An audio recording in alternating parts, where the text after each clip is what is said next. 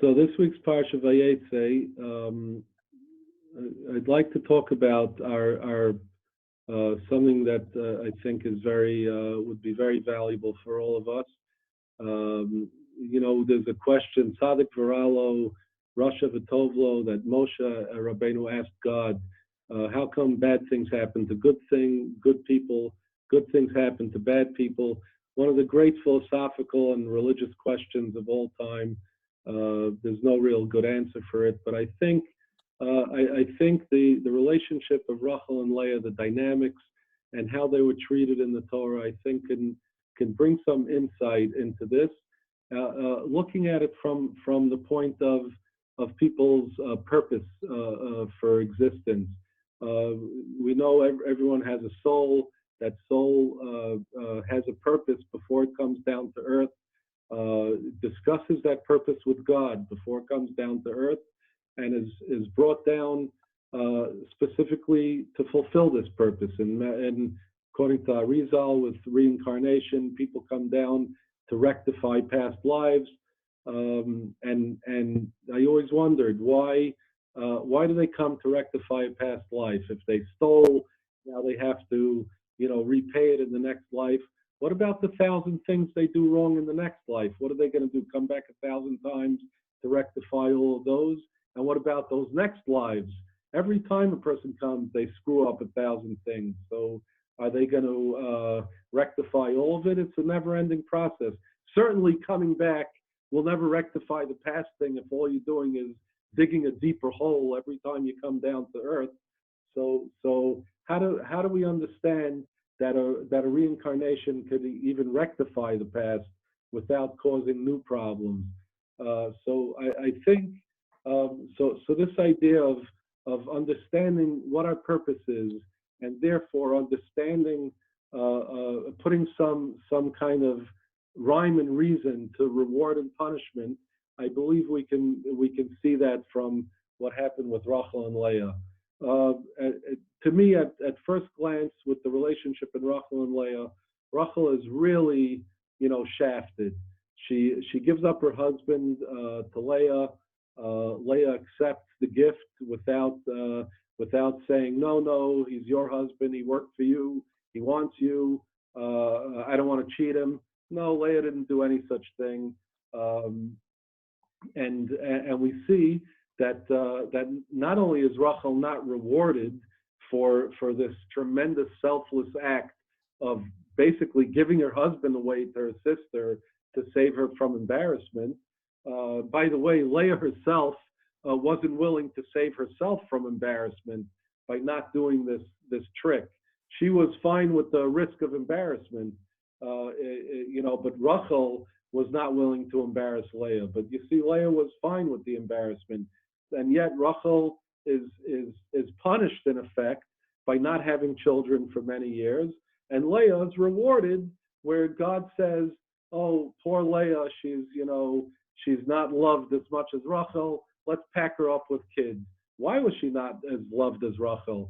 Well, Yaakov loved Rochel. He worked 7 years for Rochel. He was tricked into marrying Leah. Leah was part of the trick. She didn't warn Yaakov. She was no victim here. She was complicit with Lavan. And yet she's, the Torah says, God says, poor Leah, and let's give her a bunch of kids to make her feel better. Then you see with the Dudaim, the flowers later on, the even more extreme case where Rochel again has no children for many, many years. She sees the flowers. She's a little bit, wistful that she doesn't have a child to bring her flowers. She asks Leah to share the flowers with her, and Leah is, cruel to her. And not only cruel, sort of like forgetting what really happened, saying, "You stole my husband, now you want to steal my flowers." It's like she's almost delusional in her viewpoint on what happened over here. And Rochel again is horrified at her own behavior. She's not upset at Leah. She's not angry at Leah. She doesn't lash back out at Leah saying, "What are you talking about? You're married to my husband, sister. It's not the other way around. She doesn't say that. She says, oh, she wants to make it up to Leah by offering the relationship that night with Yaakov. And we see that Rochel is harshly punished for this. She's now buried in Kever Rochel. She's not going to be buried together with Yaakov in the Maras Machpelah because she, let's say, disrespected the relationship. And the opposite, Leah is rewarded very strongly for this episode, because that's when she had Yisachar and she kept on having kids. Yisachar, then Zvulun, and then Dinah. And we see this all happened because she was desirous of that extra relationship with Yaakov, and she was rewarded. And the question's even stronger because we see, Chana, Shmuel Hanavi's mother, was also an Akara, didn't have children for many years, and her co-wife Pnina, according to the Medrash, used to be mean to her, and the Medrash says she was mean to her to motivate Chana to daven harder. So she wasn't even mean to her, really. It was sort of a method to get Chana to daven harder. So one might say it was almost a kindness. I don't know, you may say it was misdirected, but she certainly had good intentions. There's no record that Leah had any good intentions in what she said to Rochel. And from the context, it doesn't seem like she had good intentions in the way she said this. And yet, Penina was punished. She lost all of her children. They all died. And Leah, not only is she not punished, she has more kids. She's rewarded because she was so anxious to pursue the, more of a relationship with Yaakov, that she's rewarded. If you understand Rochel and Leah's their separate purposes, I think the whole story makes sense, and the whole idea of reward and punishment could make more sense. Rochel, it's clear, her primary purpose in life was, we know she was buried at Kever Rochel to console her children, the Jewish nation, as they were being led to Babylon at the exile. And the famous medrash about how during the destruction, all the avos, animals, came to God and tried to intercede on their children's behalf. Avram came, Yitzchak came, Yaakov came, they all came, and they used their strengths and their defenses to sort of convince God to go easy on his nation, on his children. And didn't work. God was like, I'm not hearing it. You guys, nothing you're saying is convincing me. It's just blah, blah. It's not resonating. And then Rochel stood up and she said that how selfless she was, how she let her sister in as a rival into her house, and she just gave and gave and gave, and was completely selfless and was not selfish, and did not and allowed this to go on in her own house. We know that what we did to God in the first temple times, the first Beis Hamikdash, the idol worship was considered like cheating on God, like in a relationship, like an unfaithful wife. That's how it's compared to. And here Rochel stands up and says, God, just be like me. Don't be better than me. Just be like me. Treat your children, your wife, the Jewish nation, treat them, do for them what I did, where I let a rival into my own house. So yes, the idol worship was awful, God, and they need to be punished, but don't let it be a forever thing, and bring them back. And God actually said, Rochel, you convinced me. Your defense was a proper defense, and this was because she manifested this. This was her purpose to come to the world, was specifically to protect the Jews from themselves. It was understood that we would go to a point where the Churban would happen. All of this history was known to God, was known to the Avos. This history of the nation was understood as a national purpose. And it was also understood that we would need to manifest as a people. We would need to manifest certain traits that we could use as a way to insist that God treat us with the same traits.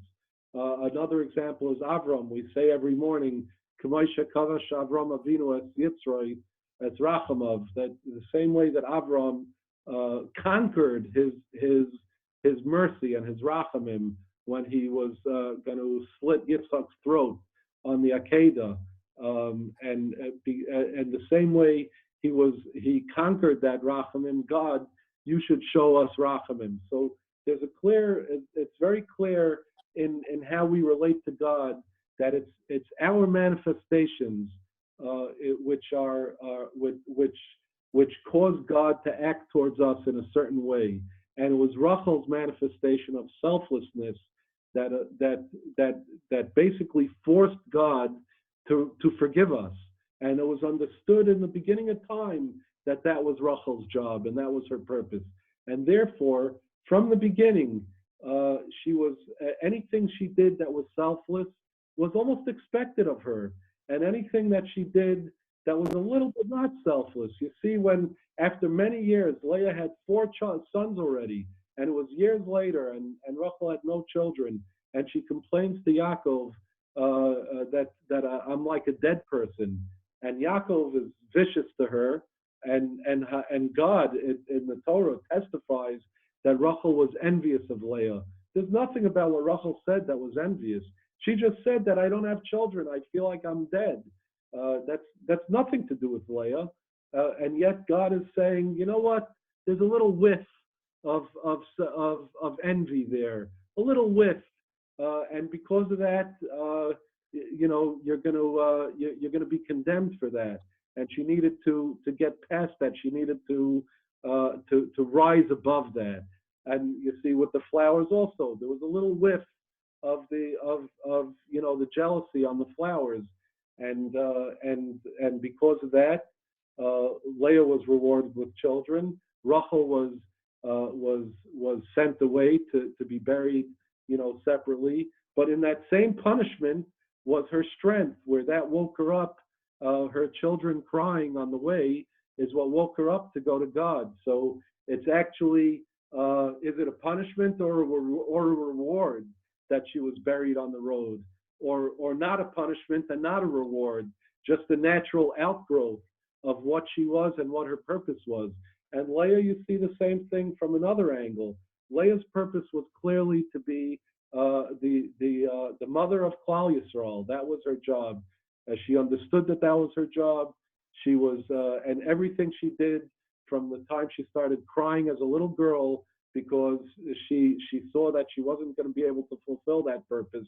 Everything she did was single-minded to fulfill that purpose, to build Klal Yisrael, to build the house of Klal Yisrael, and actually all of what the mothers of the Jewish nation have done through the thousands of years, where they were so devoted to their children and devoted to raising their children, that came from Leah. That was Leah's manifestation, and in fact, you see some of the negative aspect of that in Jewish mothers, where they're a little bit too single-minded in raising their children, and sometimes they break a few eggs, crack a few eggs while they're making the omelet. So there's but you see that manifestation of Leah even today in Jewish mothers. So now, if you understand the dual purpose of Rochel and Leah, and you could see sort of why they were rewarded and punished in their own ways based on their own purpose. Yes, everyone has reward. I think there's 2 types of reward and punishment. There's reward and punishment, where just like a ledger. Oh, you learned today how many hours, you're going to be rewarded. You did this wrong, you did that wrong, you're going to be punished. But those things are not necessarily challenging a person's purpose in life, or meeting a person's purpose in life. So it's just the standard reward and punishment. And the better a person is, the more, fine that reward and punishment will be. But then I think there's another level of reward and punishment that's really based on what a person's ultimate purpose in life is. And if they're fulfilling that purpose, there's an abundance that comes to them, rewards that come to them, really in the sense that they're being given the resources to really fulfill that purpose. And the opposite is also true. When they're violating that purpose, the punishment that comes to them is harsh indeed, because now it's not just that, they did something wrong, they did an avera. They're violating the reason for their existence. They're violating the purpose of their existence. And that brings down harsh punishment from heaven, because God is giving us on a moment by moment basis, he's giving us life to fulfill a purpose. And when we're violating that purpose, we're violating that connection of why God is creating us, and sort of violating the reason for why he's giving us this life at that moment. And I think if we could figure out our purpose, and there are ways to figure out a purpose, everyone, it's not something hidden from people. If a person is truly honest with themselves, and they look in the mirror in an honest way, without expectations, other people's expectations, and really quiet their mind and quiet their distractions, you can come to understand your purpose. And there are also resources online, by the way, Jewish and non-Jewish, finding your purpose. Just Google finding your purpose. I think Jordan Peterson, a great man of the Ummah Sa'olam, I think has a whole series on finding soul's purpose. There's, also others. There's Jewish sources. There are ways to figure out your purpose. And I think if a person can really figure out their purpose and then take a good look in the mirror and see who they are and what they're doing, what they think about, what they do, what they say, and how that connects to their purpose, and how it's fulfilling their purpose or violating their purpose. And if they think in those terms, I think a lot of the reward and punishment in their life, and a lot of the abundance and the lack in their life, can sort of come into some bit of clarity when they look at what their purpose is and how they're missing that purpose in various ways. I think, the idea of Tzadik V'Ralo and Rochel V'Tovlo is, it's not so hard to figure out once you have these ingredients figured out. There's a little bit of, nobody knows God's plan. Obviously, I'm not implying that, I know God's reasons for reward and punishment. I'm just saying that there are some hints and guideposts that can maybe offer some insight into why we're rewarded or punished in certain ways based on how we're living against or with our purpose. Anyway, Shabbat Shalom from Renana, Israel.